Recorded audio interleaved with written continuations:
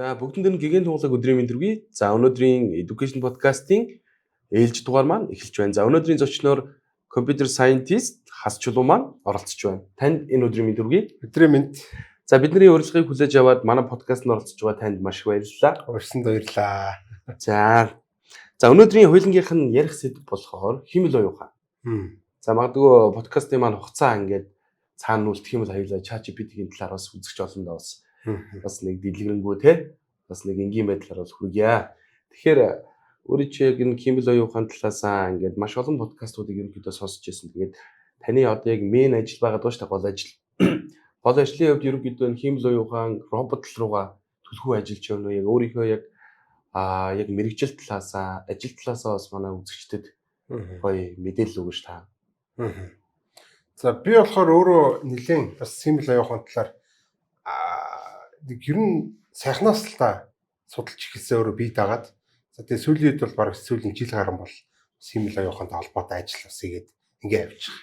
За тэгээд химэл оюухантай ажил хийгээд ингээ явж байхад бол химэл оюуханы тухай судалж мэдээж таарна, мэдсэн зүйлээ бас хуваалцмаар санагдаад.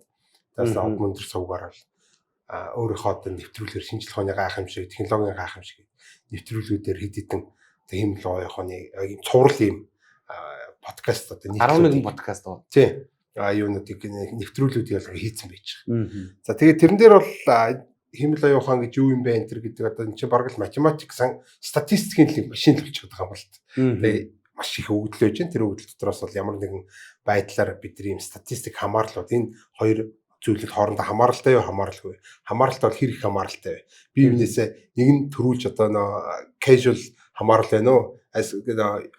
Юу гэдэг ч гэдэг хоёр зүйлүүд ч одоо яг харилцан хамаарал гэж бас байдаг. Одоо харилцан хамааралтай байна уу? Эсвэл бие биенээсээ хамааралтай байна уу гэсэн. Иймэрхүү зүйлүүдийг олж хардаг юм автоматар олж нээдэг иймэрхүү машин төрлийн юм байж байгаа. За тэгэхээр сүүлийн үед бол бидний ашиглаж байгаа Facebook, Google юу гэдэг юм бидний хайлт майлт гэдэг ч юм уу. Одоо бидний онлайн шопинг мапинг. За ерөөсөө энэ химэл оюухан гэж ажиллахгүй. Ерөөсөө одоо бидний ашиглаж байгаа за Facebook бол цааталтай бид нар интернет ашигладаг гэж гайхуулдагтай адилхан бид нар химэл оюухан ашигладаг гэдэг гайхуулдаг байхгүй. Гэхдээ бид нар мэдэрдэн шүү дээ ингээд за ингээд нэг зүгээр нэг танихгүй хүнтэй танилцаал нэг годомжин нэгэ танилцаал ингээд өнгөрөх оронд л тэр хүний надад нэг санал болгож идэг. Тэр чинь цааталт нь бас нэг химэл оюухан яваад байгаа байхгүй. Энэ үнийг таних уу гээл энэ хүн таньж магадгүй юм шүү. Эсвэл энэ сурчлагаа танд цогж магадгүй юм шүү. Та игүүл бол энэ сурчлагыг хараад юу хийндэ борлуулалт хийндэ гэдэг ч юм уу, донтолтой авалт хийндэ гэж байгаа. Ийм зүйлүүдийг бүгдээр ингэ гаргаж ирж байдаг. Зүгээр ийм статистик машин механизм л байгаа юм л да. Сүүлийн үед бид нар л нэлийн ChatGPT энэ гэсэн хэрэглээ талаас нь нэлийн мэддэг болчлаа.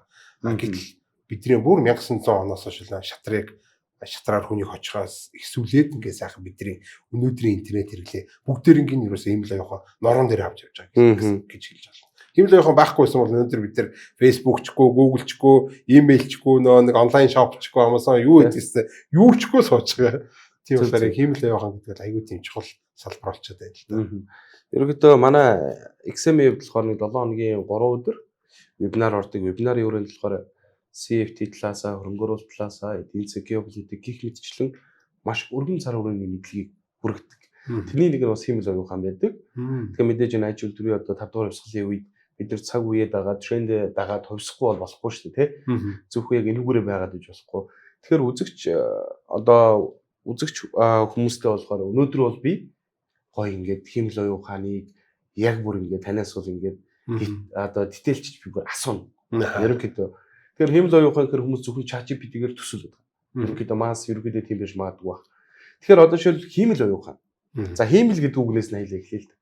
Тэгэхээр хороо дэлхий дээр байгаа бүх зүйлийг л орлуулж хараад ерөөсөө химэл болчиход байна шүү дээ. Тий. Тэгээд жишээлбэл химэл гэхэр түмэн юм байгаа шүү дээ. Яг байна. Одоо жишээлбэл химлэр одоо бид нар юу хийх вүлээ? За хамгийн энгийн шиг хүний шүл үстэй тий. Тий шүү дээ. Химэл тий. Өөр одоо жишээлбэл химэл гэхэр зөндөө юмнууд байна. Тэгэхээр оюун ухаан гэхээр яг юу химэл оюун ухаан яг үнэхээр хүнд яг оюун ухаан тэр шүү гэдэг тийм яг тийм судалгаа яг дүгнэлт яг тийм теори юу гарч ирээгүй байх гэж би боддог шүү. Тий.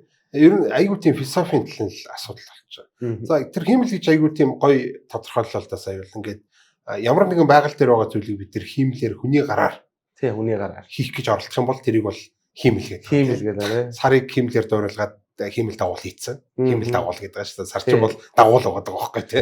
Байгалийн дагуулч гэж нэрлэдэг. Гэх мэтлээ одоо бид нар янз бүрийн зүйлүүдийг одоо шүдийг байгалийн шүдийг хиймлэр дөрөөлгож хийгээд хиймэл шүд болж байгаа гэдэгтэй адилхан. Оюун ухааныг хиймлэр дөрөөлгож хийгээд хиймэл оюун ухаан болгох хэрэгтэй. Тэгвэл бид нар эхлээд оюун ухаан гэж юу юм бэ гэдэг тодорхойлохгүй бол ямар юмныхан хизээнд одоо хиймэл оюун ухааны хийч үгүй гэдэг тодорхойлж чадахгүй одоо шалгаж мэдэхгүй сууж ин гэсэн чинь за нэг бичлээ. За энэ тэгээ яг хиймэл оюун ухаан муу юм уу гэхээр мэдэхгүй. За тэгээ энийг хамгийн их тодорхойлох гэж оролцсон болохоор бүр ингээд эртээрүүд бол Алан Тьюринг бол хүмүүс айгүй мэдж байгаа киноч гарч идэг нэ meditation game гэж гарч ирсэн. Тухайн үед одоо 2 дугаар дайныг бол баг дуусгасан хүн гэж баг ярьж байгаа тий. 2 дугаар нэг 2 жилийн одоо өмнө ингээд дуусгаж чадсан ийм хөө байж байгаа. За энэ болохоор юун дээрээс нь компьютер хийчихэж байгаа. За компьютер гэдэг нь болохоор зөвөр яг тухайн үед бол ингээд машин гэж нэрлэгдээд байгаа юм л да. Тийм тий. Тьюрингийн машин гэж нэрлэгддэг. Тэр машин юу гэдгийг тэр тооцоол хийдэг юм машин. Ийм тооцоол хийдэг машин эсэ. За энэ тооцоол хийдэг машиныгаа юу хийж чадах вэ гэдгсэн чинь Алан Тьюринг бол өөрөө тодорхойлолтой. Энэ бол бүх бодлогыг бодож чадна гэж тодорхойлсон байхгүй. Энэ машин бол бүх бодлогыг бодож чадна гэдэг. За энийгээ бүр ингээд философоор нь математикаар нь баталсан байдаг. За гэхдээ юу хийж чадахгүй гэдэг иймэрхүү асуултууд дээр бүх зүйлийг хийж чадна. Гэхдээ бид нар хизээ нэгэн цагт энэ алгоритм дуусахгүй инээ тэргээ маш олон философийн асуултууд энэ бүх юмыг бодож чаддгийм бол бид нар шиг бодож чадах уу гэдэг асуулт. Яг сэтгэн бодож чадах уу гэдэг асуултыг ийм философи асуулт тавьсан. За хиймэл оюун ухаан гэдэг зүйлийг тодорхойлох гээд Алан Тьюринг чадахгүй болохоор за тэгвэл ингээ энэ машин байна. Одоо бид нар Тьюрингийн машин гэдэг байгаа болохоч Тьюринг бол өөрийнхөө машиныг Тьюрингийн машин гэхгүй л дээ. За энэ машин байна те. За энэ тооцоолдог машин байна. За тэгвэл энэ оюун ухаан энд байж байна. За тэгвэл энэ хоёрын дунд ийм тест тавьчих. Одоо нэг ийм энэ хоёрыг ялгадаг ийм тест тавьчих. За тэр тест нь бол за энэ хиймэл оюун ухаан мөн биш гэдгийг ялгадаг юм тест. Одоо асуумж маягийн юм л да тий. За чи хиймэл оюун ухаан мөн үү гэж асуугаал тий. За тэд дээр тэдийг нэг хийдэг. Ингээд ер нь хүн хариулж чаддаг хэрнээ яг машин хариулж чаддаггүй ийм тест байна уугүй гэдэг ийм асуултыг тавьж байгаа. За тэгээ өөрөө янз бүрээр тэрийг тодорхойлох гэж үзэж байгаа юм л да. За ингээд ерөнхийдөө бол тухайн үед бол компьютерийн хүчин чадал айгүй муу байсан болохоор зураг хараад хүн бол таньж чадж байна. Компьютер бол чадахгүйсэн байхгүй. Ингээд л өнөөдөр чаддсан шүү дээ тий. Тэгэхээр за тэгвэл тэр тестийг давчиж байгаа юм уу гэхээр Алан Тьюрингийн санаа бол үгүй энэ тест бол ингээд сайжраа явна. Яг тэгэхээр компьютер сайжирч байгаа.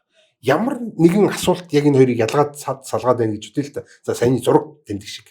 За тэгвэл нөгөө нэг компьютерын сайжирсаар байгаад, машинын сайжирсаар байгаад нөгөө зургийг таньдаг болчих юм бол бид нар яах вэ гэхээр одоо нөгөө асуултаа дахин сайжруулаад яваад байх хэрэгтэй болчихж байгаа байхгүй. За ингэж авчсаар байгаа хизээ нэг одоохондоо бид нар олж чадаагүй байгаа. Хизээ нэгэн цагт ийм ультимейт нэг асуулт байдаг л. Нэг юм бидний одоохондоо мэдж чадаагүй байгаа нэг юм асуулга. За энэ асуулгыг 50 гут химлээ ухаанд хариулж чаддгүй хүн хариулж чаддаг ийм асуулга байх уугүй юу гэдэг ийм философийн асуулт тавьсан. За энэ байхгүй байх юм бол химлээ ухаан гэж одоо байхгүй. Нэгээс нь доллар тий химэл байна уу химэл биш оюун ухаан байна уу ерөөсөө нэг ялгаж салгаж үзэл бид нар чадахгүй гэсэн. Хэрвээ байх юм бол одоо эн чинь бас нэг химэл оюун ухаан гэдэг зүйл маань байхгүй болчихж штэ тий. Энэ бол машин. Энэ бол хүн гэдгийг ялгаж байгаа. За бид нар одоо хүртлийн шалгалтыг өгч идэг. Өдөр болгон бараг шахаа өгч идэг. Энийг бол капча гэж нэрлэдэг тий. Одоо та ропто гэдэг шалгалтыг өгч идэг тий. За энэ шалгалт бол ерөөсөө биднийг оюун ухаантай үгүй юу гэдгийг л шагуунууд шалгаад байгаа. Харин одоо бид нар ингээд хиймэл оюун ухаан гэж тестлэдэг гэсэн бол одоо бид нарыг тестлэх гэсэн. Тий. Тэр тестийг бол хэн тавьж байгаа гэхээр одоо хиймэл оюун ухаан тавьж байгаа. За хиймэл оюун ухаан ямар зорилготой тавьж байгаа гэхээр за нэгт биднийг хүн үү одоо машин үү гэдгийг ялгаж байгаа. Робот биш үү гэдгийг ялгаж байгаа. За ялгахдаа нэг 50% асуулт байлгүй 100% асуулт байлгүй 50%-ийг нь бидний жинхнээс шалгах гэж өөртөө мэдж байгаа асуулт, хариултыг мэдж байгаа асуулт. Нөгөө 50% нь болохоор өөртөө мэдхгүй байгаа асуулт ингэ тавьчихдаг. За тэгэхээр эхний 50-д нь тэнцчих юм бол дараагийн 50-ыг нөгөө хэмэл оюун чинь сургалтын өгдөл болгож авдаг. Тэгээ улам одоо хүн шиг болоод яваад байгаа гэсэн. Бид нар тэр шалгалтыг өгөх болгондоо би хүн үү гэдэг тестийг өгөх болгондоо тэр машиныг улам хүн шиг болгоолоо гэсэн. Сургаад байна гэсэн. Тийм сургаалгаа гэсэн. Тэгэхээр ерөөсөө энэ оюун ухаан гэдэг зүйлийг тэгж тодорхойлсон байна. Яг хүн шиг сэтгэж явах юм бол энэ бол одоо хиймэл оюун ухаан мөн. Хүн шиг сэтгэж чадахгүй нэг одоо шалгалтанд унаадах юм бол энэ биш ээ гэдэг ийм л философийн нэг юм аргумент гаргаж ирсэн. Энийг л одоо хамгийн анхны хиймэл оюун ухааныг тодорхойлох гэж оролцсон. Одоо философийн тодорхойлол гэж үздэг. Одын хүртэл тавьж байгаа. Өдийн хүртэл хүчин төгөлдөр. Одоо тэр үед анх одоо хиймэл оюун ухааныг философийн төвшөнд гаргаж ирээд тавьсан биш асуултыг. Гэхдээ өнөөдөр бол энэ шалгалт одоо хүртэл явсаар байгаа. Өдийг хүртэл одоо хиймэл явахын сайжирсаар л байгаа. Улам л хүн шиг болсоор байгаа. Одоо хамгийн сүүлд ч одоо хэдэн онд үлээд 1 жил 2 жилийн өмнө л OpenAI-ийн гаргасан ChatGPT чинь CAPTCHA-г давчлаа шүү дээ. Хамгийн анх удаа одоо CAPTCHA-г давсаар рафт болчих жоох. За тэгэхээр эндээс юу гарч ирж байгаа гэхээр хүн бол одоо ерөөсөө нэг бол тэр CAPTCHA-г давхад айгүй хүнд бол хүн гэдгээ батлах гэж би өст айгүй цаг хугацааг зарцуулаад энэ дугуй энэ одоо яндан мандан гэж одоо сотос ачаачлал тэгээ арай гэж давдаг шүү дээ одоо бид нар ч баг ихтэй давахгүй баг заримдаа бүр айгүй ядаргаатай шүү тэнгуүтэн close хийж байгаа шин таб нээж болыг үздэг дараа нэг амархан одоо юу гэдгийг CAPTCHA гарч ирэхгүй бол тэр бол одоо хиймэл оюун бол одоо бидний оюунтай нэлээд дөгүү болоод ирлээ. За сүүлдээ бол айгүй л одоо тийм Алан Тюрингийн тодорхойлж ирсэн шиг ийм шалгалт байхгүй болж тарах юм бол хиймэл оюунууд бол хүнийг одоо давах төлөвтэй гэж байна. Харин тэглээл л одоо тэр дараагийн одоо жишээлбэл асуулт өөрсдийг ингээс одоо юу гэдгийг дараагийн төвшний гараа сургаж байгаа. Тэр асуултууд нь хүртэл бүр next level болж байна тий. Аргийн хүн хариулж чадгааргүй. Харин тий. Тэгээ одоо жишээлбэл 24 оны 11 сард Elon Musk хэлсэн шүү дээ. Уул нь бол бас нэг хүн одоо тэр 95 онд билүү 90 онд бас хэлсэн байсан нэг 2030 он гэхэд хиймэл оюун ухаан дэлхийн нийт хүн амаас илүү одоо юу гэдгийг ухаантай болно. Тэгсэн чинь Elon Musk түрүүжлээ 11 сард энэ оны төгсгөл гэхэд дэлхийн бүх хүнээс илүү ухаантай болно. Яг үнэ. Хиймэл оюун ухаан гэсэн.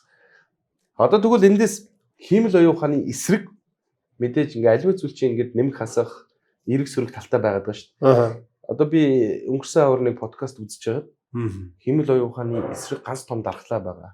Тэр нь математик. Энэ одоо хэр явж байгаа бол одоо жишээлбэл ингээд хэдхэн хоногийн өмнө ChatGPT 5 гараад ирж байна.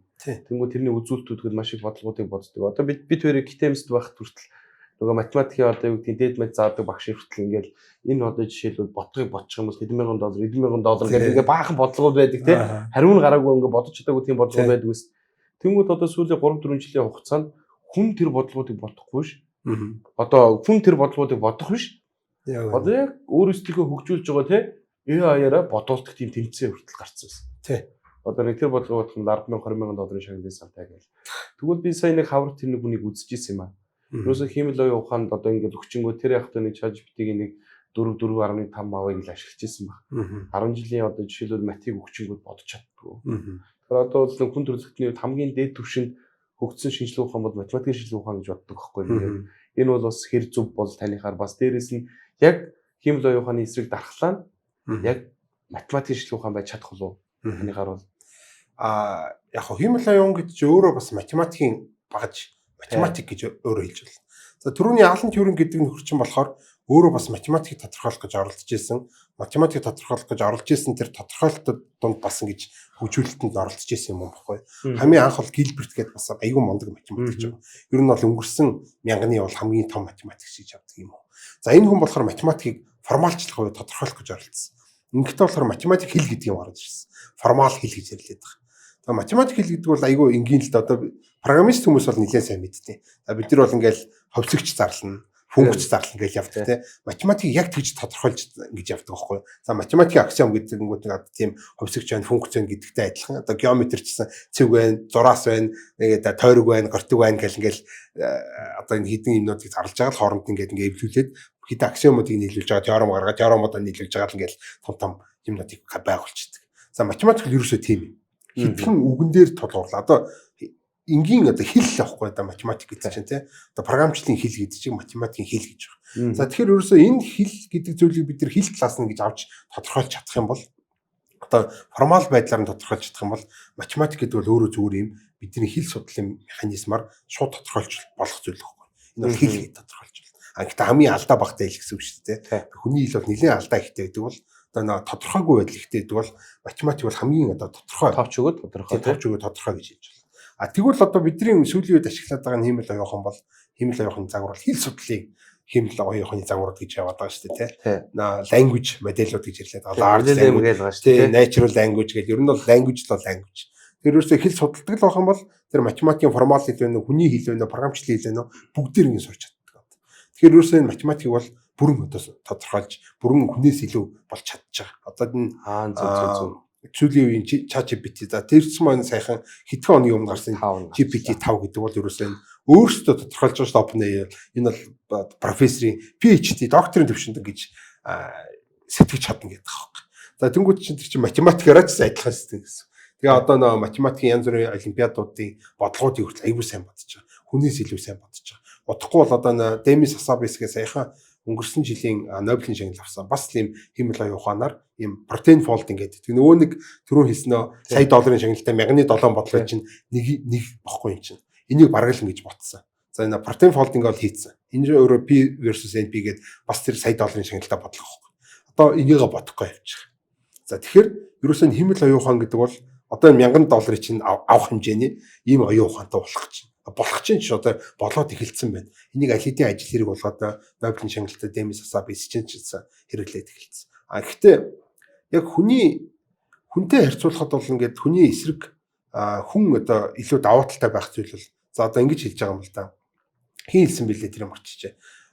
Эмчиг бол оруулж чадна гэдэг. Тийм. Гэхдээ болохоор асрагчийг оруулж чадахгүй гэдэг.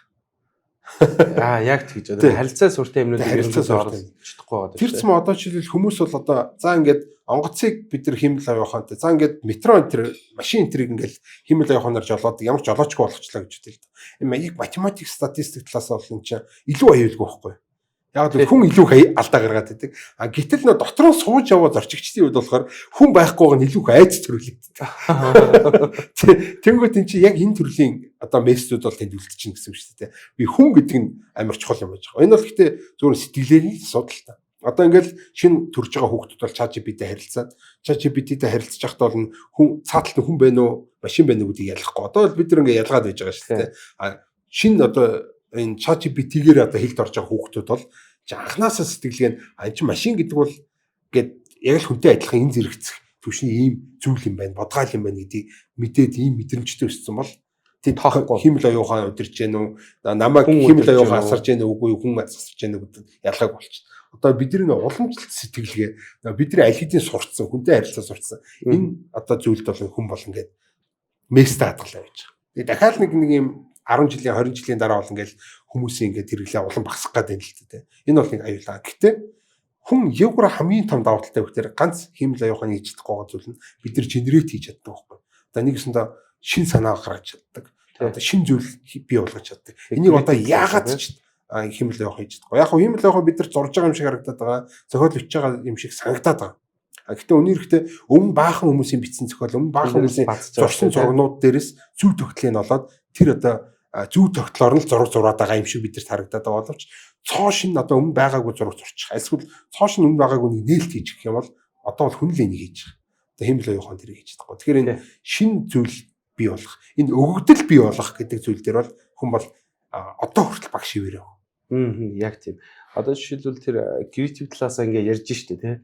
Тэнгүүтээ одоо жишээлбэл бидний одоо жишээлбэл Google дээр хүн хайлт хийдэг хүмүүс ер нь бол ховор болцсон тий. Ерөнхийдөө дандаа л GPT ашиглаад явж байгаа. Тэнгүүд өдөр болгоно тогтвол би өөр дээр анзаарчихсан байхгүй. Би нэг яг түлхүүнийг сар ингээд ашиглаад тэгээд би нэг ингээд вебинар хийх гээд тэгээд нэг шин сэдв ороод ирсэн. Тэгсэн чи ерөөсөө тэрний одоо юу гэдгийг эхлээл одоо зорилгоос нь эхлүүлээ цаашаа ингээд явах гэсэн чи би явдггүй. Ерөөсөө GPT-гээс сууж байгаа. Тэгэхээр нэг альва технологи гэдэг зүйл альва зүйл нэг нэмэх хасахтай байгаад байгаа шүү дээ. Хэр их ChatGPT ашиглана тэр талаас хүн бас яг шинэ юм санаачлах бодох талаас бас ингээд тэр скил нь дарагдаад байна гэж би хараад. Яг үнэ. Тийм зүйл байх уу? Тийм байгаа. За бид нар бол ингэж бодож байгаа юм л да. За эхлээд бол Google гарч ирэл те. Бид нар бол интернетээс номын сангаас юм хайдаг ажил бол байхгүй болчихж байгаа. Интернетээс хайч. За тэгсэн чинь Google ч бас айгүй хойргоо нэг би нэг асуулт асуухаар би тийм биш юм хармаар юм гэхээр биш гэдэг үг нь асчаад тэгсэн доо тэдрийг гаргаж өгөөд. Тэгнээс хилний нэг юм нюансыг мэдрэхгүй байгаа дээ шүү дээ тий. Зөвхөн түлхүүр өгнүүдээр л хайгаад байгаа. Тэгэхээр хилний нюансаа би гаргаж өгөхээр баахан өгүүлбэр өчтөг би ийм юм дотроос ийм гаргаж ирээд ингэхмээр байгаа байхгүй юу гэхээр Google чинь тэр баахан түлхүүр үг болгоод тэр түлхүүр өгүүдээр нь л хайчихна. Тэгээд надаа миний хүсээгүй юмнуудыг гаргаад өгчдөг юм тийм. Нөгөө талаас нь оюун ухаан байхгүй ой санамж байхгүй. Би өмнө нь юу гэж асуулаа гэдгийг санахгүй. Иймэрхүү. За тэгэхээр яг хүнтэй ярьж байгаа юм шиг ChatGPT юм болгоод дээрэс нь нэг интернетээс хайдаг болгоод өгчөөд бид нар Google руу орох шаардлагагүй болчих واخхой. Миний асуусан асуултын дагуу баахан одоо Google-ийн хайлтуудын илэрцүүдээс газ бүгдийг уншиж дуусгаад тэгээ надад ингээд товчхон ингээд мэдээлэл чинь гэж чинь би Google-ийн хэрэггүй болчих. Тэрмдэгчлээ. Тэгвэл за энэ бол ингээд анх бол нөгөө хүмүүс номын сангаас юм хайдаг байсан юу ч ингээд Google бол байхгүй болгоод одоо бид нар нэг чадамж байхгүй болчихлоо шүү дээ. Гэхдээ номын сангаас хайгаад байдгийн жижигэн чимхлүүр ажлууд чинь хүний нөгөө креатив байдалд айгүй нөлөөлж идэг. Одоо нэгсэндээ би нэг тийм л юм олчмоор байна да гэхээр номын сангаас хайх нөө тэр орон зай цаг хугацааны юмда баглагдаад одоо тэр креатив байдал чинь гарч ирэхгүй байхгүй. Тэнгүүд Google-тэй болонгууд би ч хүснээрээ хайгаал, хүснээрээ гаргаж ирэл, хүснээрээ дахиж хайгаал, гаргаж ирэл ингээд ангууд чинь цаг хугацаа нэмэгдэнгүүд яг хөө тэр чимхлүүр жижиг хар ижил байхгүй болчоор хүн чинь креатив байдал нь илүү сайжраад. Тэгвэл ийм байл яах. Тэгвэл ийм байвал яах ингээд илүү бүтээмжтэй ажиллах боломжтой болж.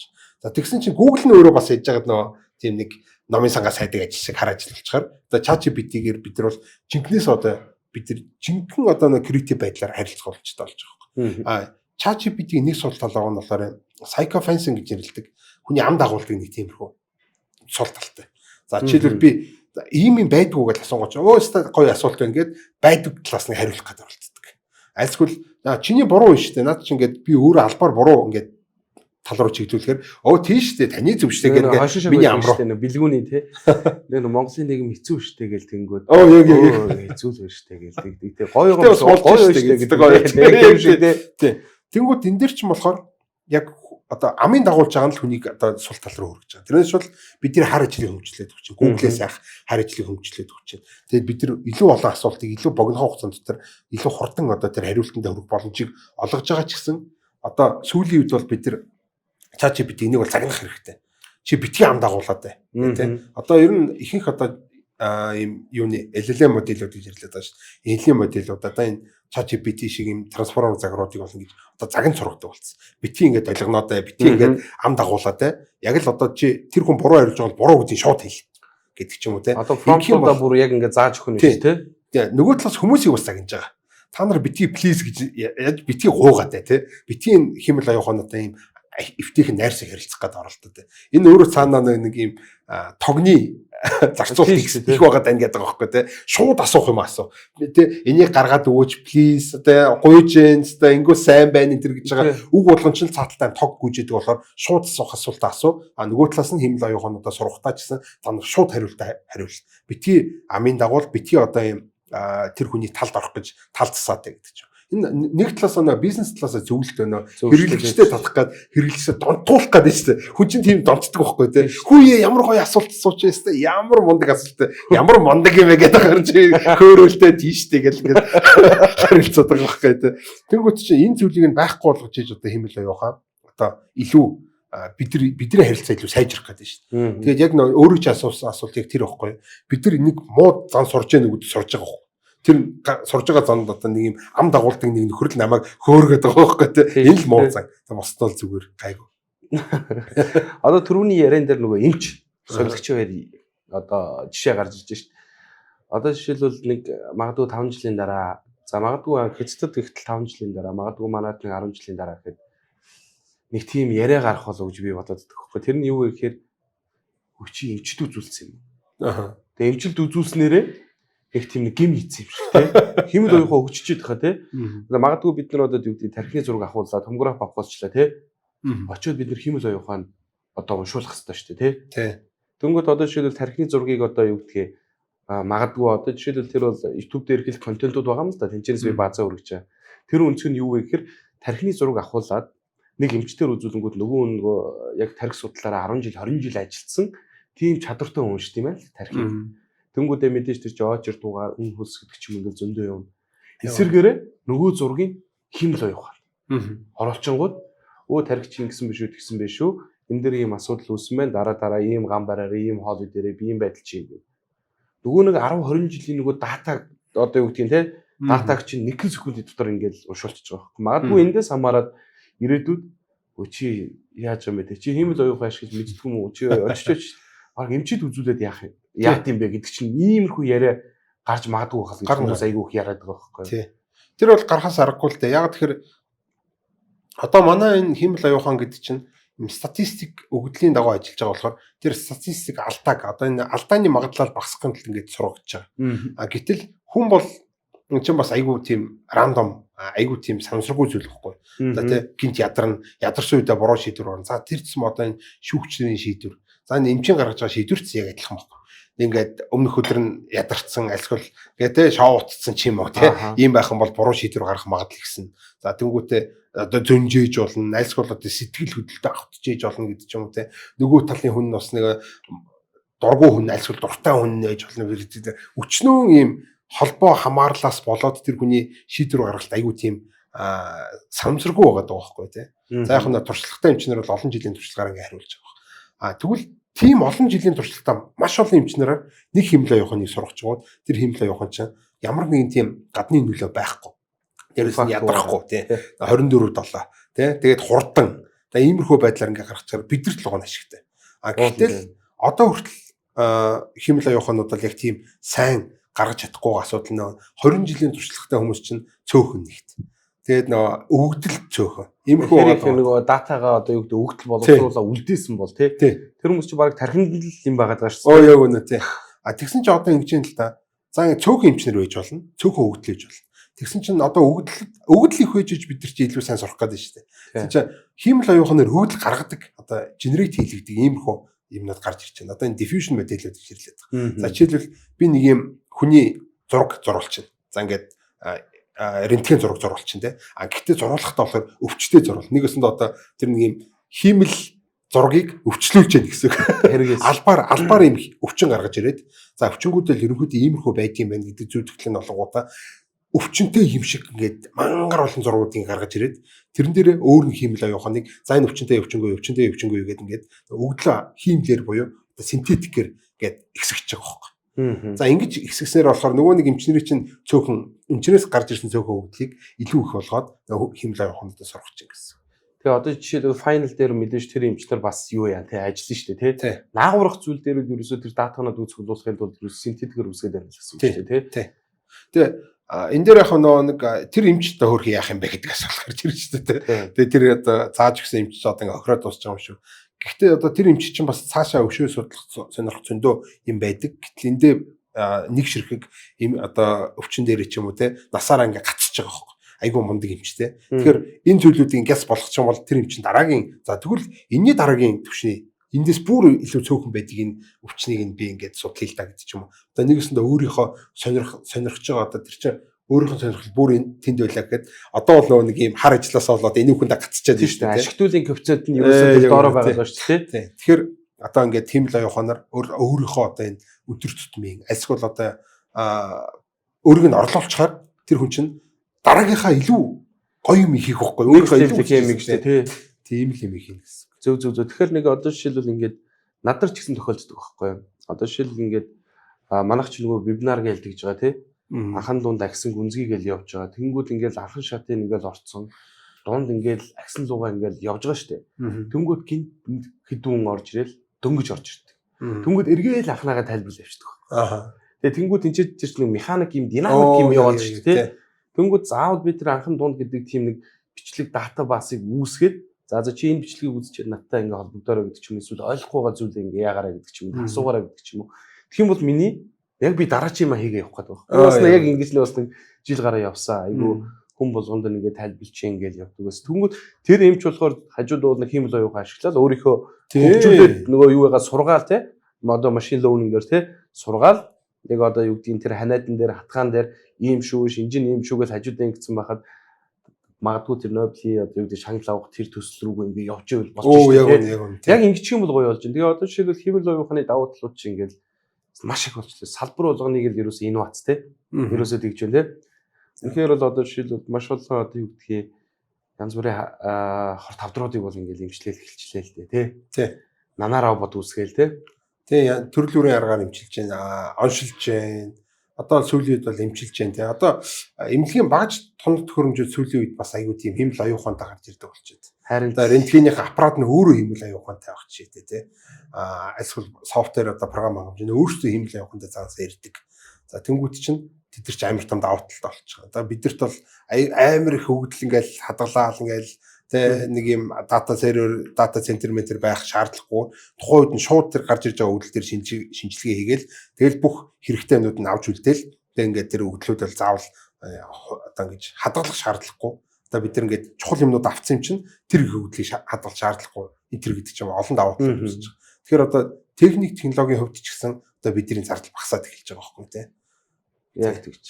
Одоо жишээлбэл хятадвар сүүл рүүгээ тэгээд байна шүү дээ. Алсын зайнаас тэгээ эмчин химлоо яваа ашиглаад хагалгаа хийлээ ч юм уу тий. Тиймэрхүү кейсүүд одоо байн гараад шүү дээ. Одоо хятад бол үнэхээр дийлдэхгүй шүү дээ. Тийм шүү дээ. Эдийн засгаараа ч хоёрт явж байна. Дэлхийд бас юу Эренбэрэ ч гэсэн хоёрт явж байна. Тэгээд юу л нөгөөдөл байгаа гэдэг. Тий, одоо жишээлбэл тэд нар чинь баг нөгөө хятад улсын хувьд зүгээр энгийн ярихтал 2049 он за бүгдээр хятад улсын 100 жилийн гэхэд дэлхийд одоо тэргүүлнэ гэдэг ч юм уу ийм төлөвлөгөөтэй. Тэнгүүд нөгөө тухайн улсын чинь нэг дэлхийд яг тэр эдийн засгт одоо юу гэдгийг номер 1 болгохын тулд Америкийн өмнө гарахын тулд нөгөө компани. Тэнгүүд тэрний одоо юу гэдэг топ 5 салбарын нэг нь хэмэл оюухан байна. Тийм шүү. Тэгсэн чи одоо жишээлбэл өнгөрсөн жил одоо юу гэдгийг хэмэл оюухан 100 тэдэн сая доллар ингээд хөрөнгө оруулалт өгсөн бол одоо 2030 он гэхэд 5 дахин илүү. Тэгэхээр чиний гэсэндээ одоо жишээлбэл 2030 он гэхэд хэмэл оюухан одоо байгаагаас илүүгээр 5 дахин өгчих гээд байгаа. Ерөнхийдөө зөвхөн одоо юу гэдэг санхүү тэр хөрөнгө оруулалт талаас нь ингээд харангуут чинь тийм шүү. Тэгээ айхтар болж ирж байна л да тийм. Экспоненциал гэдэг шүү дээ. Ер нь яг ингээд хүн төрөлхтний түүхийг харахаар л ингээд жижигхэн нээлтүүдийг хийгээд яваад байгаа мэт мөртлөө яг ингээд цаг хугацаанд нийт наваад харахаар экспоненциал буюу ингээд ийм шовмон биш ийм мөрөлттэй ингээд тесрэлттэй юм өсөлт рүү ингээд явж идэг. Тэгэл бид нар ингээд өмнө нь 100 жил хийдэг байсан юм өнөөдөр 10 жил хийдэг болсон. Өмнө 10 жил хийдэг байсан юм өнөөдөр 1 жил хийдэг болсон. Иймэрхүү жишээд ингээд улам хурдлал. Хэмэл оюуханы хөгжилчсэн өмнө 5 жилийн одоо 5 дахин өсөлт үзүүлдэг байсан бол одоо бол тэ 50 дахин өсөлт үзүүлнэ гэдэг бол үзүүлэх хэрэгтэй байдаг ч юм уу тэ. Бараг криптогийн үнэчтэй адилхан л байдаг шүү дээ. Экспоненциал байдаг болохоор одоо бид нар нөгөө нэг үнийн график харахтай хүртэл логарифмик скейл дээр харахгүй бол нөө хитрхи сүүлийн өсөлт нь хитрхи их болчоор өмнөх үеийн одоо тэр нөө өгдлөч ингээд дарагдаа шорлон зураас шиг болчиход байгаа шүү дээ. Логарифмик болгож иж тэднийг ингээд дэндийлгэж гаргаж ирдэг ч юм уу тэ. Тэгэхээр яг энтэй адилхан хэмэл оюуханцсан ийм экспоненциал өсөлтөд явж байгаа. За тэгэхээр энийг нөө экспоненциал өсөлтийн нэг сулч ч юм амар юм юу гэдэг тэр нөө экспоненциал гэж ингээл улам хурцтай тийш явж байгаа шүү дээ. Ингээд ирэхээр нэг юм за яг нөө бид нар нэгийг хуваах нэгс гэдэг график чинь нөө уруу график чинь ингээл явж байсан гээ тэгвэргүй ойртоод ирэхсэн маа гэ дээш явж байгаа. Яг тэгдээр ингээ хязгааргүй дээр очижсэн шүү дээ. Яг энтэй адилхан зүйл болдог. Тэр нь одоо ямар утгатай ингээд тэгэхээр энийг бол singularity гэж одоо математикт нэрлэдэг л дээ. Гэхдээ энийг бол физикт бол одоо хар нүхний голд singularity үүсэж гэн гэдэг. Тэгвэл юуны одоо хэмэл оюуханы singularity гэж үздэг. Нөгөө нэг экспоненциал өсөлт чинь ингэж явж байгаад хязгааргүй гэдэг цэг дээр очих гэдэг. За тэр хязгааргүй гэдэг цэг дээр очих бол бид нар оюухан хязгааргүй төрөхөр яг юу болохыг бид нар угсаа мэдэхгүй. Одоо нэг кино шиг лүүс шиг те. Яг юм уу. Тийм лүүс шиг л гэсэн үг байхгүй. Тэр бид нар тэр үед юу болохыг мэдэхгүй болохоор одоо биднээс илүү ухаантай оюухан гарч ирээ. Тэр нь бүр ингээд супер байтгаа бүр хязгааргүй оюухантай болчих юм бол бид нар одоо яг тэр нөхөр бидрийг яг яах вэ гэдгийг бол бид нар ерөөсөө хэлж мэдэхгүй өдөр тохиоломжгүй унтраахч чадахгүй юм болчих байгаа байхгүй тий. Энийг бол singularity гэж нэрлэдэг. Тэгэхээр энэ экспоненциал өсөлт бол ингээд бидрийг ингээд хизээ нэг зэт хяналтаа алдах одоо бидрээс тасрах тэгээ дээрээс нь одоо нэг энэ супер интеллижент гарч ирээд бидрийг одоо бид нар тэрний л эрхэнд биш шүү дээ тий. Тийм одоо аимшигын нөхцөл рүү бас дагуулж байгаа гэдэг утгаараа хүмүүсийн бас оршихуун хямрал гэж ярилдэг тий. Тэгээ existential crisis л бас ингэж аваач гэдэг хүмүүс их айлгаж идэг зүуднээр чи ерөөсөө одоо жишээл хэмэл оюуханы бас сөрөг талд нь бага хүмүүс зогсож байгаа шүү дээ тий. Нөгөө талд нь бас зогсож идэг. Яг тэрнтэй адилхан бүхий л техник технологи нийлжил эерэг сөрөг хоёр талтай л байгаа шүү дээ. Бид нар бол аль болох эерэг талаас нь ингээл явж байгаа. За тэгвэл дараагийн эндээс нэг хөрвөөд нөгөөс нэг гоё энгийн асуултууд орж ирж байна. За ChatGPT ашиглаад хэмэл оюухан ашиглаад ажил дээр ч юм уу сурах арга барил дээр ч юм уу хүн болгон түлхүү ашиглаж байна. За тэгэнгүүт бидний санах байна. Тэгэнгүүт одоо жишээлбэл одоо ингээл хэрвээ би номон дээрээс уншсан дээр одоо теорем ч юм уу бодлого ч юм уу одоо жишээлбэл бид нар энэ А куб дээр нэмэх нь Б куб гэдэг ч юм уу хаалтан дотор А дээр нэмэх нь Б-ийн одоо хаалтайгаа куб гэдэг ч юм уу те энэ том юм нэг одоо бид нар мартахгүй байгаад байна шүү дээ. Косинус, синус, тэдэн гараас тийм гэдэг ч юм уу. Одоо Pythagorean теорем гэтэл толгой дотор байж байгаа. Яг л тэр чинь нөгөө хүн өөрөө бодоод эргэцүүлсэн хажуугаар бид нар харцсан байгаа болохоор ингээд тогтоочих байгаа байхгүй. Тэнгүүд хэмэл оюухан ингээд ашиглангууд энэ ой санамжийн яат юм бэ? Одоо жишээлбэл өнөөдөр ингээд ChatGPT хоёлаа асуувал нэг сэдв гаргаад асуулаа. Өнөөдөртөө бол хоёлаа маш богино хугацаанд одоо юу гэдэг тосон түвшний мэдлэгийг хүмүүст өгчөөл урт хугацаанд байхгүй болчихдог нөгөөдх юм ч юм уу тий. Тэгэхээр одоо жишээлбэл яг энэ хэмэл оюуханаас одоо жишээлбэл нэг ном гэдэг зүйлийг халаад байгаа байхгүй ерөөсөө. Одоо бол ном одоо жишээлбэл үнэхээр яг ингээд имийг одоо мартахгүй гүнзгий сурыг гэвэл одоо миний хувьд ерөөсөө ном руу зүтгэдэг болсон. Ерөөсөө эндээс авсан мэдлэг үнэхээр бест байгаад байгаа мөртлөө би тэр ингээ мартах айгүй их багт. Би тэрийг байнга л эргэцүүлэхгүй бол. Яг үнэ. Эргэцүүлэхгүй л бол. Яг үнэ. Тэнгүүд нөгөө номноос авсан юм чинь бас нөгөө яг ингээ нүдээр харж байгаа үйлдэлтэй ийм болохоор нэг араа илүү мартахгүй байгаа байхгүй миний хувьд. Ерөөсөө тэгэхээр одоо жишээлбэл ингээ GPT ашиглаад ингээ явж байгаа тохиолдолд магадгүй хүн болгол ингээ тодорхой хугацаанд дээр асуулт хариулж тэ тэрийг гоё одоо юу гэдэг магадгүй зөв GPT-ийн энгийн төвшөнд нь ашиглаж байгаа пласаар авч байгаа хүмүүс байгаа шүү дээ. Шал өөр төвшний ингээ хариултууд орж иж байгаа шүү дээ. Тэрийг хүмүүст хүргэж чинь. Дараа нь эргээд сарын дараа асуунгууд таг байхгүй. Ийм кейс надад ажиглагдаад байгаа байхгүй. Тэгэхээр яг энэ хүний яг одоо юу гэдэг тогтоох талаасаа энэ зүйл сөргөөр нөлөөлөх болоо юм. Тий. Миний хувьд бол би яг эрэг талд нь ингээ зогсооддаг. За. Тий. Одоо жишээлбэл ингэж байна шүү дээ. За би нэг 3 сард нэг 10 ном авлаа. Гэхдээ хүмүүс ингэдэг за би ном уншдаг гэл. За өглөө болгон би 30 минут ном уншдаг гэл хүмүүс тэгдэг. Тэнгүүдээ 30 минут уншаал гараа авчдаг. Тэгэхээр энийг бол би буруу давтал гэж бодоод байгаа. 20 минут нь уншаад 10 минут нь эргэцүүлэх хэрэгтэй. Тийш тий. Тэгээ тэгэж үж эн чинь ажиллаж яж ийшийг ингээд нөгөө мартах юм чил багасаад байгаа. Тэгэхээр би бас хэмэл ухааны нэг юу нь болохоор би яг л эндээс авсан өөр дөрөл над дээр л яасан давтагцсан кейс болохоор би яг тэгж боддог. Зөв зөв. Ийм байх магадaltaй тий. Тий. Наачаас айгүй гүнзгий асуулт л та. Гэт нөгөө нэг айгүй гоё асуулт суулаа гэж. Одоо яг ой ухаан гэдэг тал дээр бол хоёр талаас нь харж олмоор. Нэг нь бол хүний одоо тарих яаж юм сандаг. Нөгөө талд нь болохоор хэмэл ой ухаан яаж санаад байгаа гэдэг. Тэгэхээр хэмэл ой ухааны санаж байгаа арга барил бол ерөөсө хүнийхээс тэр чигт нь хол барсан байхгүй. Одоо өнөөдрийн бид нар ашиглаж байгаа neural network гэдэг байгаа. Одоо энэ ChatGPT гэдэг юм чи бүгдээр хүний ой санамж яаж ажилтгүй гэдэг холборсон.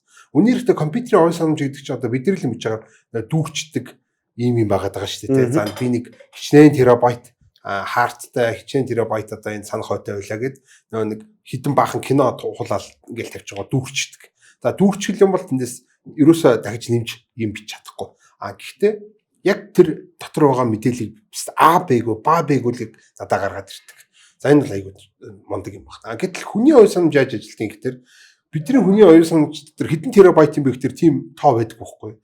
Тэгсэр нь ингээл насан туршдаа мэдээлэл имэйл хагаад нэмээд иж болдог. Гэхдээ эргүүл санахтаа магадлалтай байдлаар сандаг. Нэгэсэндээ тодорхойгүй одоо нэг тий за 80% нь санахгүй. Альсгүй тэр мэдээлэл нэг юм тодорхой нэг юутай нэг юм ихтгэл үнэмшлийн за 2005 онд илүү 2006 онд илүү тэр хавцаа байхаа махаа гэж санаж чаддаг. Компьютер бол яг л 2005 оны тэдэн сарын тэдэн цаг тэдэн минут тэдэн секунд гэж хэлсэн бол яг тэргээр нь санаж байгаа шүү дээ тий. Гэтэл хиймэл оюухан ч яг хүний санах механизмаас гэж санаа авсан байдаг байхгүй.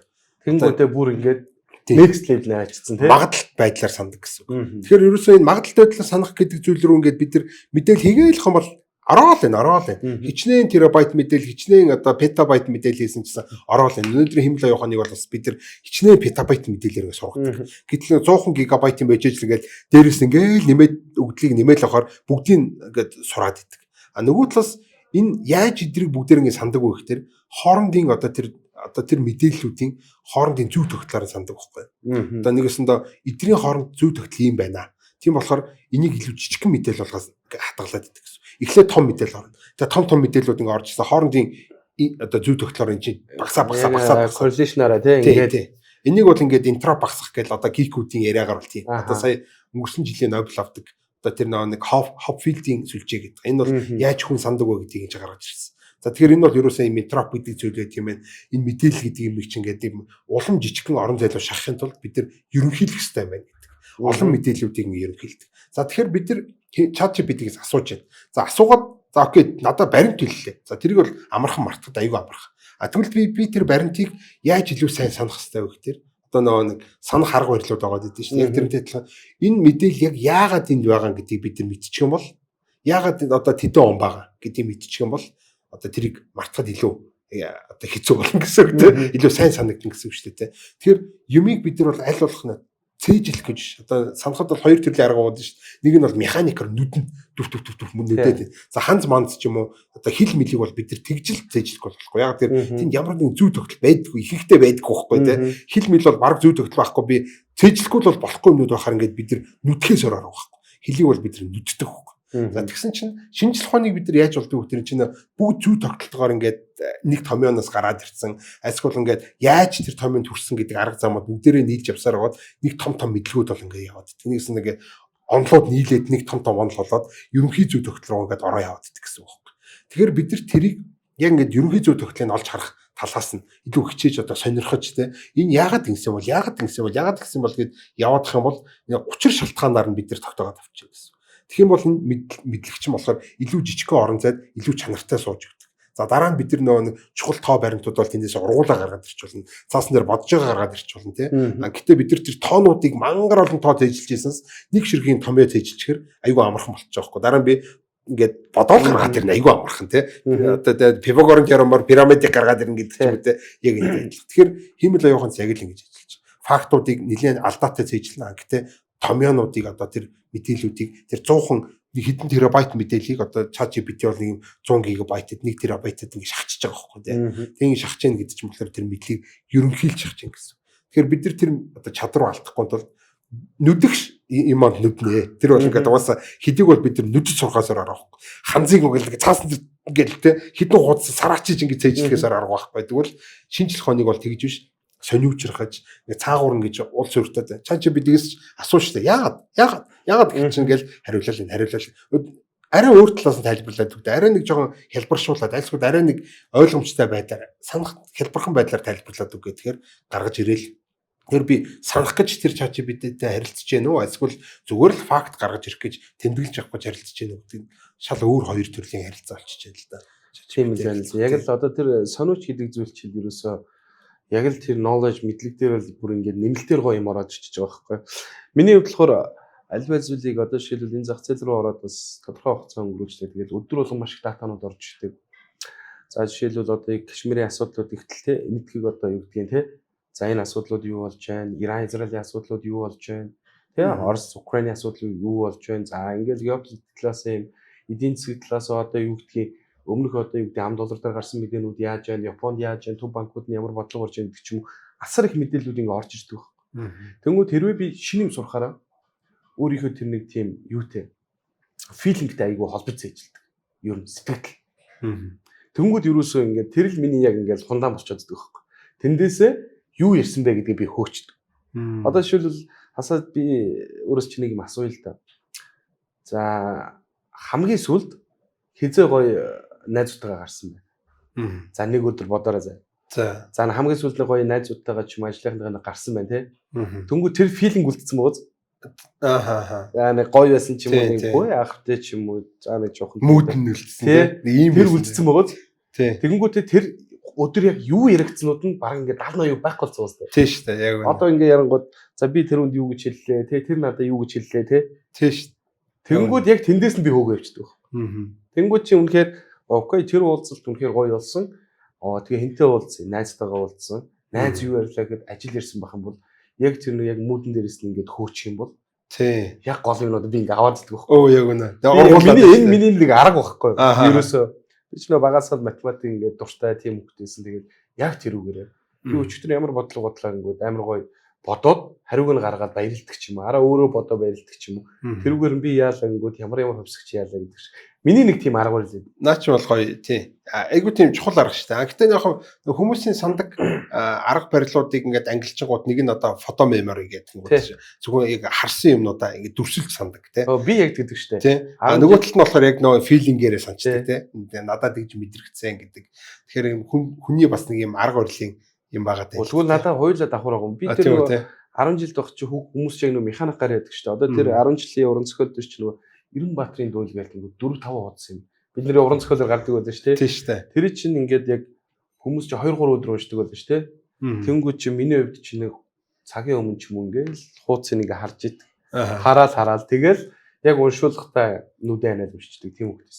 Оо ямар айхтар. Тэгэл нөгөөх нь магадгүй тийчнээс ч одоо ингээл явгууд чи бараг 8 мөрт байгаа юм битгэхгүй байна. Ер нь бол Ерөнхийдөө тэгж байгаа. Тэгэхээр Энэ оны хамгийн гайхалтай үдэш SE 9 сарын 27-нд таны төсөөлийн ертөнц таны өмнө нээгдэх болно.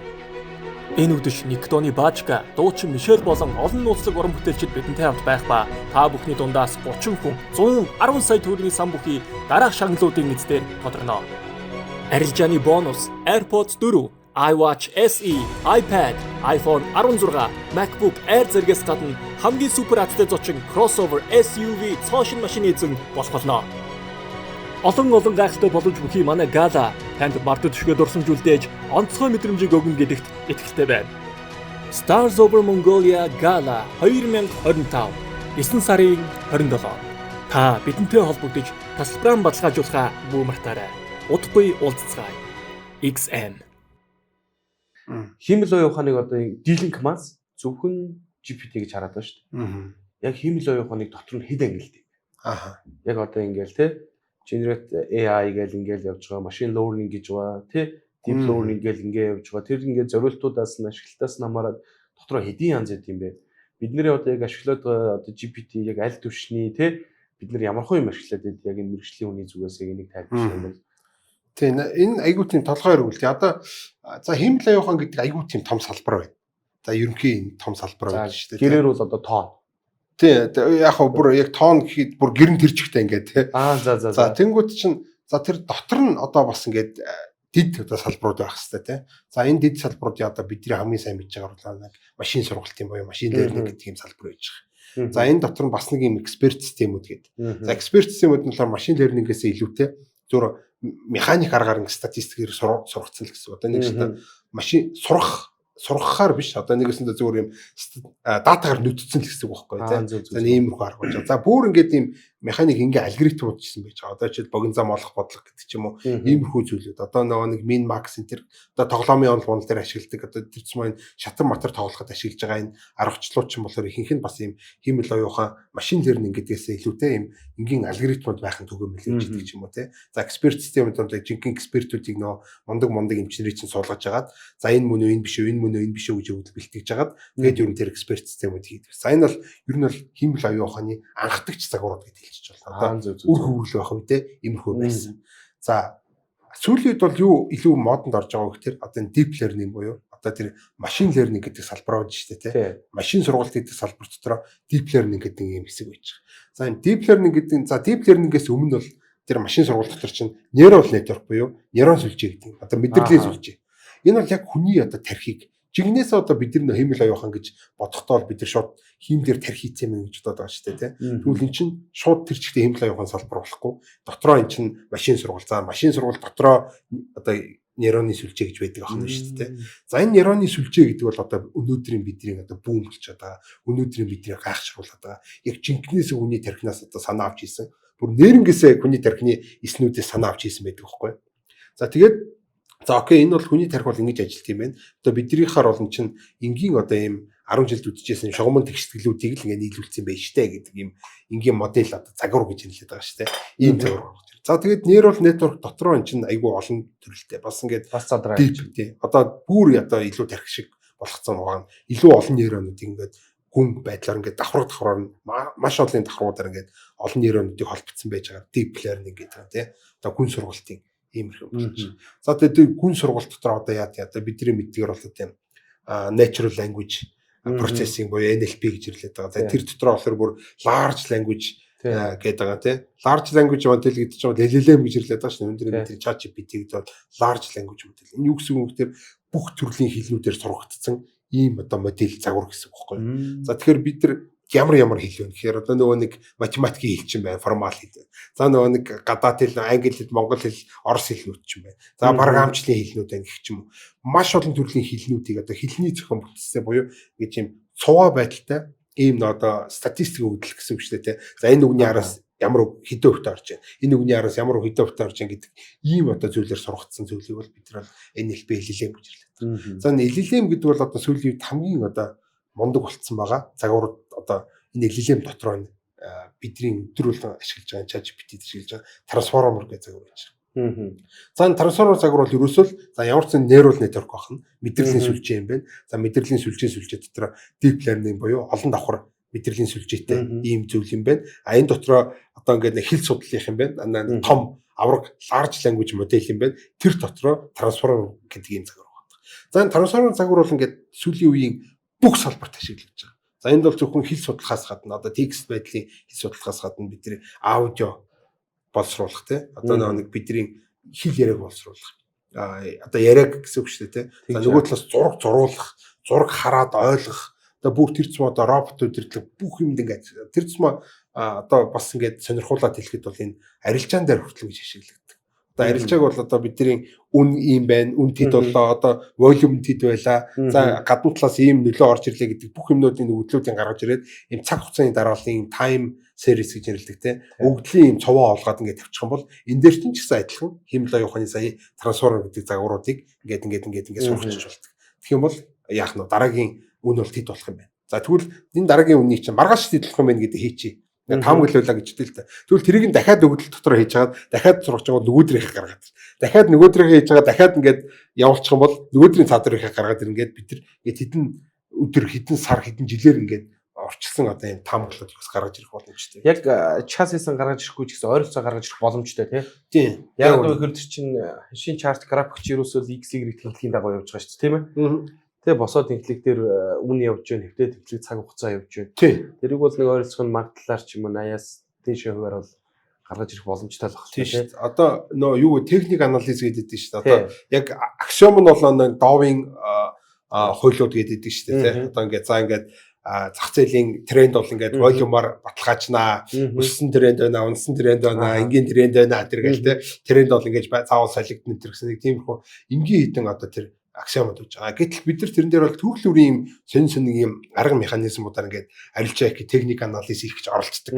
За тэр дээр бол бүгдээрээ ингээд нэг бол ингээд тий за ажиллаж болно. Гэхдээ эхэндээ ажиллаж байгаа сүүл рүү ажиллахаа болчихно. Ягаад тэгэхээр энэний эсрэг юу ажиллаж яадаг вэ гэхээр дандаа саний машины загвар одоо модулууд ажиллаж идэг. Одоо нэгсэнд одоо том арилжаачд бол дандаа ийм жинхэнэ статистик машинуудыг тэр цуу одоо сүүлийн үед бол энэ трансформер загварыг ашиглах нь бол айгүй мод болчихлоо л да. Машинууд тэгээ дээрэс нь маш өндөр тооцоол маш энерги маш том компьютеруудыг ашиглаад ингээд ирэхээр бидний нөгөө нэг гараараа зурж байгаа янз бүрийн ийм гар арга одоо мануал аргуудыг ингээд тавьчихдаг байхгүй. Ягаад тэгэхээр за энэ хүн бол ийм анализ хийж байгаа юм байна уу гэдгийг таамаглаж байна гэсэн.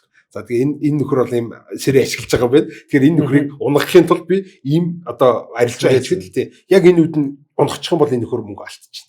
Zero sum game гэдэг нь шүү дээ. Нийт одоо зах зээлийн мөнгө одоо нэг нь хожижвал заавал нөгөөд нь алдчих байх хэрэгтэй. Тэгэхээр би хожихын тулд заавал хүмүүсийг алдуулах хэрэгтэй. Тэгэхээр би тэр хүмүүсийн одоо би захиалга тавина гэж ордер тавина гэж өөрийнхөө санааг илчилж байгаа байхгүй тий. Тэр чи за би энэ дээр бол тэдийн волюм тавьчлаа гэвэл намайг шууд тодорхойлол энэ нөхөр энэ дээр өснө гэж бодож байгаа юм. Тэгэх юм бол би энэ дээр нь унгаач. Гэл тэр хүнийг унгаач. Тэгээ мөнгө одоо мөнгөний дээрэмд чинь гэх юм уу тий. Тэгэхээр сүүлийн үед бол ингээ гар ажиллагаа бол айгүй тийм бүтлгүүтэх магадлал илүү өндөртэй. Ягаад гэхээр компьютерийн хүчин чадал илүү сайжраад хүмүүсийг таамаглах чадвар нь илүү сайжирчингууд тэр хүмүүсээ унгаа явчихна. Одоо бол юунууд явж байгаа гэхээр дандаа машинууд хоорондоо үзэж байгаа байхгүй. За машинууд хоорондоо үзчихлээ. Хин том машинтайгаа үзчихлээ. За тэгээ явжсэн чи сүлд ингээ машин ханаад эхэллээ. Одоо тий энэс том машин байх боломжгүй. Энэс сайн загвар боломжгүй гэдэг. Одоо орон цагаараа одоо тухайн дата сервер гэж ярьдэн шүү дээ тий. Одоо жишээл XML ингээ дата сервер авах юм бол илүү тэр дата серверт ойрхон байсан илүү хурдан өгдөлтөөр юугаа хийх гэдэг шүү дээ тий. Таамаглаад илүү зүг гарах гэдэг. Түүнж гарах гэдэг байна. Ингээл цаг хугацаагаа болон орон зайгаар ингээ орондоо ингээ өрсөлдөө ингээ явчихдаг. Ийм өрсөлдөө болж явах чинь бид нар тэр дод нэг юм сэрээ зөрөөд байх нь болохоор нэг жаахан тий очир дутагдaltaй болох гэдэг юм л да. Одоо нөгөө манай вебинар тэр нөгөө тир нэг гээл бас нөгөө өмнөх подкаст дээр ярьж ирсэн шүү дээ. Тэр нөгөө боловсролын стандарт байгаа. Нөгөө стандарт гэдэг нь хамгийн сүүлийн үеийн мэдээлэл арга техникийг ингээ заах хэрэгтэй. Харилцагчтай ч юм уу суралцагчтай. За тэгэнгүүт одоо жишээлбэл би яг гоо бусад энэ техник шинжилгээ маш олон аргууд байна. Dow, Elliott, Wyckoff, Fibonacci гэдэг ч юм уу те SMC гэл ингээл түмэн арга байгаа. Тэгээ паттернууд орж ирж байгаа. Тэгэнгүүт би эднэрийг үүсгэдэг байна. Гэхдээ эн чинь магадлал нь буурсан байна. Тийм. Тэрнгүүдээ зах зээл гэдэг бол тэр лааны цаана байгаа. Яг юу болж байгаа гэдгийг хараад ирэнгүүт ерөөсөө зоо сая шиг зүйл байна. Хаш ингэж явбал нэг энэ зогслоо гэхэд зүгээр зоосвол ингээл хаяхад тоо юм уу сүлдэлбөө шүү дээ. Яг ханш өсөөл яг энд ингээл хайлаа зогсооч л цаг хугацаагаар зогсоож юм шиг зогсоочлоо. Тэнгүү тэнд худалдаа авсан тал их вэ нү? одоо юу гэдэг зарж батал нь их байна уу? Хөрөх чадвар нь аль нь их байна? Аль их рүү л явна шүү дээ. Яг байна. Тийм үү? Тэрийг нь харахын тулд лагч нь задлаа харчих. Тэнгүүд арилжаа гэдэг юм бол ерөөхдөө үнэхээр хүн тухайн зах зээл дээр мэдлэг боловсралтай байх юм бол энэ тогтмол орлого. Санхүүгийн хэрэгчлөө гэж би хардаг байна. Яг зөв. Тэнгүүд одоо гэтэл би 5 сарын сүүлээр баг бас ийм л явах нэг бас диплом руу одоо баг орох одоо төвшин хүртэл ингэ сураа гараад ирсэн. Өөрөө дийчл үзээ гараад ирчихэж байгаа. Одоо ингээд явнаа гэж тэгээ байж байгаа юм чи. Яг тэгэхээр би үнэхээр яг ингээм монголоороо биш те. Би дэлхийн хэмжээнд одоо юу яа л да те. Дэлхийд хөл нийлүүлээ те. Бидний үеийн залуучууд бусад улсын залуучууд яаж бодож сэтгэж чинь те.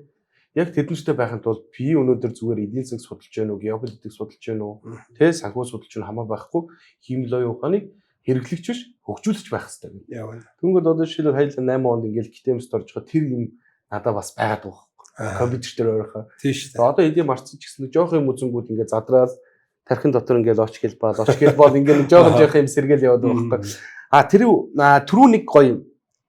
нэг гоё асуулт асуумаар санагдав.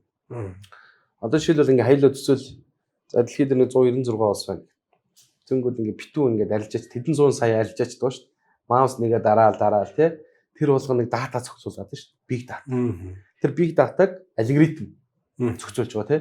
Яг үнэ. За тэнгүүд тэр алгоритмыг хэн хийж байгаа, хэн удирж байгааг бол нөгөө liquidity provider уу юу том банкуд угаасаа энэ зах зээлийн чинь нөгөө тэр хөрөх чадвар нийлүүлэгч тэр сангууд, маркет мейкерүүд, том банкуд, төв банкуд ингээ удирж байгаа шүү. Унгаж өсгөөл ингээ. Тэнгүүд тэдний нэг арга байгаа даа шүү дээ. Одоо жишээлбэл яг түрүүний хэлдэг сэрээ зураад байхад нь би шууд ингэчээ гэдэг шиг. Тэгвэл өөрөө чи хувьд одоо жишээлбэл үнэхээр яг CFD харилцаа дээр та нарын өмнөөс нэг ийм ингээд өөрсдийгөө ингээд тоноголцсон, зэвсгэлцсэн нэг ийм одоо хиймэл оюухан алгоритмаар өөрсдийгөө зэвсгэлцсэн ийм хүмүүс зогсож байгаа шүү. Тэ? Тэр талаас нь одоо жишээлбэл тухайн хүмүүс үзэж байгаа хүмүүс ч одоо бол стил паттерн ашигладаг хүмүүс байгаа. Флотоо ашигладаг хүмүүс байгаа шүү. Сэрэг ашигладаг хүмүүс байгаа. Тэнгүүд тэр хүмүүс ч бас л бид нартай адилхан бүгдээрээ л адилхан нэмэлт орлоготой болчих. Санхүүгийн хэрэгчлэн төрчихийгээд энэ амар том зах зээл рүү ч ороод ирчих. Өдөрт 11 12 их $80. Зөвхөн Forex гэхтэл одоо юу гэдгийг өдөрт 7.5 их $80 хэлж. Монголын төсвөөс 8 зүт хийх баг. Энэ том зах зээл рүү ороход чинь ингээд асар их мэдлэг хэрэгтэй болчиход байгаа юм тийм тий. Яг эсрэг талд нь тийм айхтар юмнууд байгаа шүү гэдэг талаар нь та нар нэг одоо юу гэдэг арга барил талаас нэг жоохон автоц шүү ингээрэ гэдэг чинь зөвлөгөө талаас нэг үзэгчтэй гоё хэлээд өгөөч.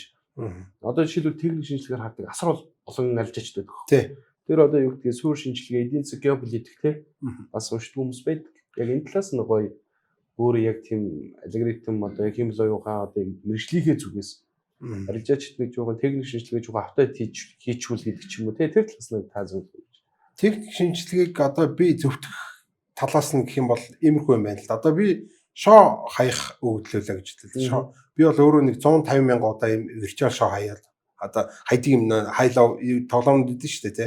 Тэрэн дээр бол зөвхөн нэг жижигхэн мөнгө тавиад ингээд зөвхөн өгдөл цуглуулах байдлаар тэр цаатлын сервер дээр ямар нэг юм юу байна уу гэдгийг шалгах гэдэг юм л да. Одоо нэг юм bias тийм бидний эсрэг bias байна уу гэдгийг шалгах гэж одоо тийм өгдөл цуглуулсан 150,000 ширхэг одоо удаад шоо хайж гэсэн үг шүү дээ тий. Тэгээ тэрийг одоо ингээд нэг counting гэж ярилдэг. Одоо ингээд тоолоод нэг уух юм бол дээшээ одоо тэг уух юм бол одоо нэг high буух юм бол нэмэх нэг low буух юм бол хасах нэг гэдэг тоолоо авчдаг. Тэгэл нэмэх нэг гэж 1 2 3 4 5 гэж явж байгаа доошлоо дээшлэл нэг ийм график зурж байгаа байхгүй тий. За тэгвэл энэ график дээр нэг сонирхолтой юм болохоор техник шинжилгээ хийх боломжтой харагдаж байгаа. За одоо жишээлбэл за энд бол ингээд тренд явж байна тий. Зөв. Тэгэхээр ингээд самсраггүй тооноос хүртэл ийм трендүүд гарч ирдэг. Зүгээр шон дээр хүртэл тренд үүсч тий. Уналт үүсч гэдгээрээ. Тэгэхээр энэ яагаад энэ цаатлын тренд гарч ирээд байна вэ гэхээр энэ чинь өөрөө нөгөө нэг магадлал статистикаар бол энэ чинь самсраггүй зүйл ийм байх хэрэгтэй гэдэг байхгүй. Тэгэхээр цаатлын одоо тэр нөгөө хиймэл оюухантай мундаг компьютертэй тэгээ дээрэс нөгөө нэг том их мөнгөөр тоглодог одоо том кол байлаа тий банкуд зах зээлийг хөдөлгдөг тий тэд нар одоо ямар одоо юугаар хамгийн энгийнээр хэлэх юм бол тэдний зорилго бол ийм самсраггүй байх байхгүй одоо өгдөл байлаа за ингээд бидэрт ингээд нэг жилийн өгдөл нэг сарын өгдөл байлаа гэж бодоход энэ дундаас ямар нэгэн өгдөл зүй төгтөл гарч ирэх юм бол тэрний эсрэг үе эсрэгэл хийнэ гэсэн үг тийм шүү дээ. Тэгэхээр ч айгүй логик сэтгэлгээтэй энэ болон арга чи ерөөсөө өмнөх датан дээрээс л ханшийн эндээс ингэдэм байна ундаг өсдөм байна гэдгийг тэр өөрсдийнхөө нэршлэр аваад тийм Wyckoff гэх тийм Elliott гээл Илүүд гэхдээ нөгөө ханш өсөхтэй их удаа унахтай хурдан юм байна гэж. Тий. Wake up болохоор нэг ханш унж өсөхтэй нэг юм хоёр төвшин дээр ойгоод эсвэл нэг нь эсэргүүцээд байна гэж ингээд анх өөрсдийнхөө теорийн одоо онлынхоо яг ингээд суурьуудыг тавьж ирсэн шүү дээ. Тий. Яг тэнгууд ерөөсөө л тэр самсргүй болох гэдэг байгаа байхгүй. Одоо тэр дээдлэлд байгаа нөхдүүд бол бидний толгойг л эргүүлэх гэдэг нь гэсэн. Бидний таамгийг л байхгүй болох гэдэг гэсэн. Ямар нэгэн тийм таамаг зүй төгтөл гарч ирэх юм бол яг тэрний эсрэг нь заавал арилжаа хийх хэрэгтэй. Тэгжээж одоо тэд нар өөрсдөө нэгт ашгаа хийнэ. Хоёрт болохоор угаасаа тэгжээж тэр дунд чи ямар нэгэн зүй төгтөл олдохгүй болохоор л тэр чин зах зээлийн мэдээ ингэ явж байгаа шүү дээ. Яг санамсргүй нэ шоо хийж байгаа юм шиг. Гэтэл хичнээн тэгж санамсргүй болох гэж оролцсон чинь нөгөө нэг санамсргүй зүйл дундаас ч нөгөө юу зүй төгтөл гарч ирээд байгаа нөгөө тэр тренд брэнд гэдэг юмуд гарч ирээд байна шүү дээ. Нэг шоумыг очих хоёр удаа мөрөгж जैन гэдэг ч юм уу те. Дээшээ явж байгаа гинт доошоо авлаа гэдэг чинь тэнгүүтээ том тренд жижигхэн тренд энэ төр гэдэг ингээд ийм хүү зүй төгтөл чинь ингээд байнга байж байгаа болохоор техник одоо шинжилгээнд дэр бол би ямар наачм шал буруу гэж хэлмээргүй байдаг байхгүй. Энэ бол зөвхөн гараар хийхэд бол хамгийн одоо тохиромжтой зүйл байдаг. Гэхдээ нөгөө талаас одоо ингээд одоо математик ийм машинууд гараад ирсэн. Ийм л яваханд гараад ирсэн байж байгаа. Бид нар тэрийг ашиглаад илүү үр дүнтэй гэсэн үг. Тэгээд өстой жинхэнэ нөгөө түрүүний хэлдэг шиг би туслах байдлаар уу юу co-pilot байдлаар ашиглана шүү дээ. За хаашаа хөрөнгө оруулах уу гэдэнгүүт одоо тэр цэцмэ ChatGPT одоо энэ трансформер загварч аягүй хөөрхөн болцсон. За өөртөө санхүүгийн зах зээл дээр юугаа хийж одоо анализ хийж яг нөө түрүүний трансформер загвараар ингэ хийдэг гэдэг шиг. Нөгөө талаас болохоор эдгээр юу хийж чаддаг вэ? Тэр хүний хэлийг ойлгож чаддаг. Одоо энэ ч нэг юу гэдэг нь шүү дээ. Одоо хүмүүсийн хандлага гэх юм уу те. Одоо юу гэж нэрлэдэг вэ? Тэгээ sentimental analysis хийхдээ хамгийн сайн зүйл чинь хэлний модель байхгүй. За энэ гадаадаар ярьж гин үү, хаанахаар ярьж гин үү самаахгүй. Энэ яг энэ алтан дээр бол айгүй эерэг байна, энэ сөрөг байна гэдэг энэ хүн болгоны твитийг, хүн болгоны постыг бүх мэдээнүүд дотроос яг тэр юм sentimental analysis-ийг бол хиймэл хамгийн сайн хийж байгаа. Тэгэхээр хамгийн том тоглогчд гэдэг бол ерөөсөө л тэр хүмүүс өөрсдөө байгаа. За тэр хүмүүс өөрсдөө ямар чиг хандлагатай байна гэдгийг бол бид нар мэдчихэл юм бол зах зээл хаашаа ирэх гээд байгааг ингээд таамаглах гэдэг шүү дээ тийм. Тэгэхээр тэр sentimental analysis хүртэл ингээ хийгээд надад за хүмүүс бол ерөнхийдөө сүүлийн үед бол ийм их хандлагатай байна. Тийм болохоор хүмүүс ингээ шуураад эхэлсэн байна. Хүмүүс айгүй сайн амтай болоод эхэлсэн байна. Тийм болохоор тэндээс гарчих гэдэг ч юм уу тийм. Одоо нөгөө авж явахт нь юу яадаг тийм. Яг эсрэгээр тийм. Хүмүүс шуураад эхлэнгүүт нь зарчин. Хүмүүс ингээд үүр ингээ огт ярихаа ойлоод ингээ мартаад эхлэнгүүт нь авчин. Тэгээд хизээ нэгэн цаг тэр чи ярьж л таараа гэдэг ч юм уу. Иймэрхүү байдлаар ингээд өөрөө бас нэг тийм шууд ингээд улаан гараараа манюал тийм техник анализ хийгээд эсвэл өөрөө ганц хоёр хүн мэдээ уншаад биш яг тэр хэмэл оюуханаар хөшүүрэг хийгээд ингэж арилжаа гэх юм бол илүү орчин үеийн илүү одоо магадлал өндөртэй л болно гэсэн үг. Тий. Одоо жишээлбэл энэ зах зээл дээр арилжин дээр 100% гэж юу байхгүй тоо байхгүй бүх магадлалаараа явж байгаа. Тэнгүүд аль болох өөрийнхөө жишээлбэл 10 арилжаа ч юм 20 арилжаа нийлэхэд нэг надад л нэг 10 арилжаанаас нэг 8-ыг авчдаг тий. Нэг 20-оос хэд юм бэ нэг 17-ыг авчдаг ч юм уу. Ийм байхын тулд л ерөөсөө тэр техник шинжилгээ гэж хийждэг, тухайн сантиметрийг чарчдаг, суур шинжилгээ гэж хийждэг, нөгөө статистик тоон шинжилгээ гэж хийждэг, чанарын шинжилгээ хийждэг. Тэр волюмаа чарчдаг тий. Яг ингээл тэнгүүд би химэл уяахын юун дээр ашиглаад бас ингээд үүрэг хэмжээнд ингээд яваад байгаа вэ гэхээр өдөр тутам цаг минут секундгүй асар их мэдээлэлүүд орж иж байгаа. Тийш. Одоо Reuters дээр орж иж байгаа, Kitco, Goldman Sachs гэх ч юм уу тий, Bloomberg дээр орж иж байгаа. Тэрийг одоо жишээлбэл нэг хүн ч юм уу одоо жишээлбэл хуулийн шиг нь 10 хүн байсан ч гэсэн амжихгүй байхгүй юу юм. Тэнгүүд тэрийг ингээ надад би энд ингээ ажиллаа хийж байхад энд уншаад өгдөг те. Хөөе анираа энэ дээр нэг юм мэдээ Reuters дээр ингэсэн байх шүү. За одоо нэг юу гэдэг те Trump одоо жишээлбэл юу гэдэг хагас дамжуулагчлаар team trade ногдуулж байгаа юм байна. Тийш те. Тэг ч юм ийм мэдээлэл шууд ингээ хэлээр маань ингээ ярьдаг ч юм би тэн дээр ингээ суугаад байгаа байхгүй юу. Ерөнхийдөө одоо бол 2 сарын хугацаа бол яаж ч хараахан бэлэн болоогүй л те. Гэхдээ энэ байдлаар ерөнхийдөө арилжаачд бол ямар нэгэн хэмэл оюуханыг ямар нэгэн байдлаар ашиглах хэрэгтэй. Одоо жишээлбэл тэр Daily Forex гэдэг нэг сайт байгаа. Бас аюу арилжааны мундаг сайт, том сайт. Тэнгүүд өөрсдөө 120 мянган трейдер дунд судалгаа хийнгүүд тэд нэр ерөөсөө ашигтай амжилттай арилжаач байгаа байхгүй ерөөсөө 7 хоногтой нэмэгтэй гардаг, сардаа нэмэгтэй гардаг ашигтай шүү дээ. Тэнгүүд тэднээс асуусан байгаа байхгүй. За энэ ашигтай арилжаан чинь хэмэл оюухан нөлөөслөө гэсэн чинь тэдний одоо 100-ийн 85% нь өө миний ашигтай арилжаан хэмэл оюухан ямар нэгэн байдлаар нөлөөсөн би ашигладаг гэж байгаа. Тэр хүн харин арилжааны шийдвэрээ гаргаж яах нь эсвэл мэдээ анализ хийлгэж яах нь гэдэг ч юм уу тэднэр нь одоо нууц болоод үлдсэн байна. Тэгэхээр бол одоо ерөөсөө арилжаачд одоо жишээлбэл Монголд бол маш олон арилжаач байгаа. 2005 оноос хойш орсон хэрч чи баг 20 жилийн настай болчиход байна. Тэгээ Forex арилжаа гээл CFD арилжаа чи шин зөрүүн дээр гэл ашиг хийх гэж байгаа энэ арилжаа чинь тийм. Тэнгүүч маш олон хүмүүс байгаа. Тэнгүүд хиймэл оюуханыг хэрэглэх ёстой болчихж байгаа. Хэн давуу талтай байх юм бэ? Хэн одоо юу гэдэг бусдаас илүү мөнгө очих юм бэ те? Бусдаас илүү мөнгөтэй болох юм бэгвэл хиймэл оюуханыг хөгжүүлсэн болчиход. Тэ шүү дээ. Яг зөв тий. Тэгээ ийм л гой одоо жишээлбэл ингээд санаанууд одоо жишээлбэл дэлхийн трендүүд юу гэсэн ингэж л явж лээ л да. Манайхны хувьд бол ерөнхийдөө одоо жишээлбэл хиймэл оюухан бидний амьдралд бол байнга явж байгаа шүү дээ. Хоёулаа одоо жишээлбэл уулзаал одоо жишээлбэл баахан подкаст нэр баахан хиймэл оюухан ингээд ярьчлаа. Битэрээ утасны дуу хаалттай байгаа шүү дээ. Тэгэхээр хоёулаа утсаа ингээд үзэл ингээд харахад баахан хиймэл оюухан тий. Одоо гараал ирнэ. Тий гараал ирнэ тий. Бид нарыг сонсоод байж байгаа шүү дээ. Тий. Яг үнэ. Эргэн тойронд одоо хэрэгжээл явжлаа.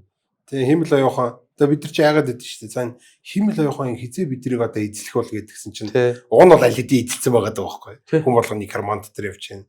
Хүн болгоны одоо компьютер дотор байж лээдэг. Бидний одоо яг чагнаад сууж байна. Яг одоо бидний шийдвэр гаргалтанд нөлөөлөд бидэрт ямар сурталчилгаа үзүүлэх үү гэдгийг, ямар найз санал болгох уу гэдгийг те энэ нөхөр юу нь ямар улс төрийн чиг хандлагатай вэ? Энэ нөхрийн улс төрийн чиг хандлагт хэрхэн одоо нөлөөлөх үү гэдгийг хүртэл ингээд бодоод ингээд байж л. Тэгэхээр бид нар аль хэдийн эзлэгдсэн угаасаа хиймэл оюухан те хизээ эзлэгдэх бол гэж санаа зовох ямар шаардлага байхгүй. Угаасаа эзлэгдсэн байгаа.